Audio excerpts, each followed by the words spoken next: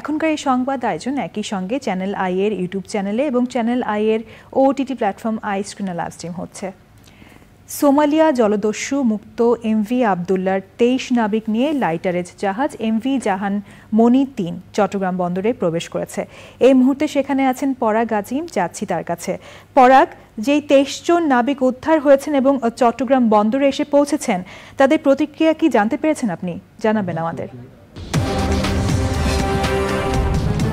হ্যাঁ আভি, আমরা তাদের প্রতিক্রিয়া জানার চেষ্টা করেছিলাম এবং কয়েকজনের সঙ্গে কথাও বলেছি। তার আগে বলে রাখি যে বিকেল ৪টায় চট্টগ্রাম বন্দরের যে এনসিটি 1 জেটি ঘাট রয়েছে, সেই ঘাটে আমরা এখন যেটি ক্যামেরায় দেখতে পাচ্ছি স্ক্রিনে, যে এমভি জাহানমণি ৩ জাহাজটি ঠিক ৪টায় এই লাইটারের জাহাজটি থেকে ২৩ জন নাবিক এই চট্টগ্রাম বন্দরের এনসিটি 1 জেটি ঘাটে তারা প্রবেশ করেন। তারা এটি নোঙর করে এবং তারা সেখান থেকে নেমে আসেন। এই মুহূর্তে কিন্তু তাদেরকে সংবর্ধনা দেওয়া হচ্ছে। চট্টগ্রাম বন্দর কর্তৃপক্ষের আয়োজনে তাদেরকে সংবর্ধনা দেওয়া হচ্ছে। সংবর্ধনা অনুষ্ঠানে পররাষ্ট্রমন্ত্রী ডক্টর হাসান মাহমুদ ডিজিটালি যুক্ত হয়ে বক্তব্য রেখেছেন। এখানে উপস্থিত আছেন চট্টগ্রামের মেয়র রেজাউল করিম চৌধুরী, চট্টগ্রাম বন্দর কর্তৃপক্ষের chairman rear admiral M Sohail সহ বিভিন্ন বড় বড় কর্মকর্তারা এখানে আছেন। আর সবচাইতে বড় ব্যাপার যেটি, যে নাবিকরাও এই মুহূর্তে এখানে উপস্থিত আছেন এবং নাবিকরা যখন এমভি জাহানমণি থেকে নেমে আসেন তখন কয়েকজন নাবিকের সঙ্গে আমরা কথা বলার চেষ্টা করেছি, কথা বলেছি। তারা বলেছেন যে আজকে তারা ঈদ পালন করতে পারেননি, কিন্তু আজকের দিনটি আসলে তাদের ঈদের আনন্দ। আজকের দিনটি তাদের ঈদের আনন্দ, তারা কিন্তু ঈদ পালন করতে পারেননি। তো এখানে যারা বসে আছেন তারা কিন্তু সেই নাবিকরা, তারা সংবর্ধনা অনুষ্ঠানে তারা কিন্তু শুনছেন। তারা তাদের উদ্দেশ্যে যে বক্তব্য রাখা হচ্ছে তারা কিন্তু শুনেছেন।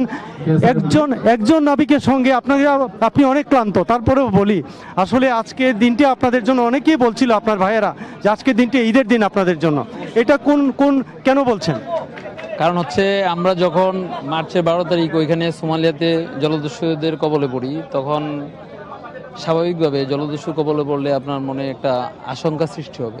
ওইখান থেকে সুস্থভাবে অক্ষত অবস্থায় আপনি ফিরে আসতে পারবেন কিনা ওটার কোনো নিশ্চয়তা থাকে না। তো আমরা যেহেতু অক্ষত অবস্থায় দেশে ফেরত আসতে পারছি ফ্যামিলির কাছে, তো এটা আমাদের জন্য ঈদের মতোই।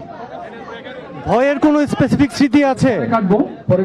ভয়ের পুরোটাই অনেকটাই ভয় ছিল, তারপরও যে আপনাদেরকে অনেক বেশি ভয় দেখানো হতো এমন কোনো ব্যাপার ছিল? আপনার সামনে যখন অল টাইম AK-47 ঠিক আছে তাক করে রাখবে, তখন অবশ্যই আপনার মনে আতঙ্ক সৃষ্টি হবে, ভয় থাকবে।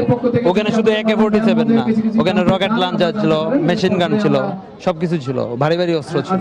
সো ওখানে ভয়ভীতি থাকাটা স্বাভাবিক। আমরা সবাই একসঙ্গে থাকতাম, তো আতঙ্ক আমাদের মধ্যে ছিল। আজকের দিনটা কেমন লাগছে এই মুহূর্তে বসে? তো আপনি তো বললেন আজকের দিনটা আমাদের কাছে ঈদের মতো, কারণ ঈদ উল ফিতরে আমরা ওইখানে আটক ছিলাম। সো ঈদ উল ফিতর আমাদের উদযাপন হয় নাই, সো আজকে আমাদের ওই ঈদ। আমরা আরেকজন নাবিক ভাইয়ের সঙ্গে একটু কথা বলার চেষ্টা করছি। সংক্ষেপে যদি একটু বলেন আজকের অনুভূতি ভাষায় প্রকাশ করার মতো না, অনেক ভালো লাগছে। আজকে ঈদের মতো লাগতেছে। আমরা গত ঈদের মতো লাগে নাই, যদিও নামাজ পড়ছি, বন্দুকের করা পাহারায় ওদের অনুমতি সাপেক্ষে নামাজ পড়ছি, তবে ঈদের মতো লাগেনি ওটা, আজকে ঈদের মতো লাগতেছে। আজকে অনেক আনন্দ লাগতেছে, ভাষায় প্রকাশ করতে পারবো না। ধন্যবাদ সবাইকে, আপনারা সবাইকে ধন্যবাদ, দেশবাসীকে ধন্যবাদ। অনেক ধন্যবাদ আপনাকে। তো আভি, আসলে এই ছিল আমার কাছে সর্বশেষ সংবর্ধনা অনুষ্ঠানটি চলছে। এই সংবর্ধনার পরে আমরা চেষ্টা করবো আরো কয়েকজন নাবিকের সঙ্গে কথা বলার জন্য। পরাগ আজিম, ধন্যবাদ আপনাকে। কক্সবাজার ও সুনামগঞ্জে চলছে উপজেলা নির্বাচনের প্রস্তুতি। কক্সবাজারের নবগঠিত ঈদগাঁও উপজেলাতে প্রথমবারের মতো উপজেলা নির্বাচন হতে যাচ্ছে। এতে ভোটারদের মধ্যে রয়েছে আলাদা উৎসাহ উদ্দীপনা। সেখানে চেয়ারম্যান পদে 5 জন, ভাইস চেয়ারম্যান পদে 3 জন ও মহিলা ভাইস চেয়ারম্যান পদে 5 জন প্রতিদ্বন্দ্বিতা করছেন। নির্বাচনে ৮৮,৭৭০ জন ভোটার তাদের ভোটাধিকার প্রয়োগ করবেন। সুনামগঞ্জের ধর্মপাশা উপজেলা পরিষদ নির্বাচনকে সামনে রেখে চেয়ারম্যান, ভাইস চেয়ারম্যান ও মহিলা ভাইস চেয়ারম্যান প্রার্থীদের নির্বাচনী প্রচারে ব্যস্ত সময় পার করছেন।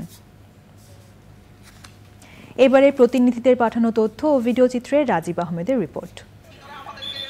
সর্বজনীন পেনশনের প্রজ্ঞাপন বাতিল ও স্বতন্ত্র বেতন স্কেলের দাবিতে দিনাজপুরে মানববন্ধন করেছেন হাজী মোহাম্মদ দানেশ বিজ্ঞান ও প্রযুক্তি বিশ্ববিদ্যালয়ের শিক্ষকরা। দেশ টেলিভিশনের প্রতিবেদক কাজী শাহেদের নামে সাইবার আদালতে মামলার প্রতিবাদে রাজশাহীতে মানববন্ধন করেছে সাংবাদিক ও নাগরিক সমাজের প্রতিনিধিরা। পরপর টানা দুবার বিনা প্রতিদ্বন্দ্বিতায় সাভার উপজেলা পরিষদের চেয়ারম্যান নির্বাচিত হওয়ায় মঞ্জুরুল আলম রাজীবকে সংবর্ধনা দিয়েছেন নেতাকর্মীরা। সভাপতিত্ব করেন আশুলিয়া থানা আওয়ামী লীগের প্রতিষ্ঠাতা সভাপতি ফারুক হাসান তুহিন। রাঙামাটিতে গুর্খা ভাষায় মনোজ বাহাদুর গুর্খার কবিতার বইয়ের মোড়ক উন্মোচন হয়েছে। অনুষ্ঠানের উদ্বোধন করেন বাংলা একাডেমি সাহিত্য পুরস্কারপ্রাপ্ত কবি মৃত্তিকা চাকমা।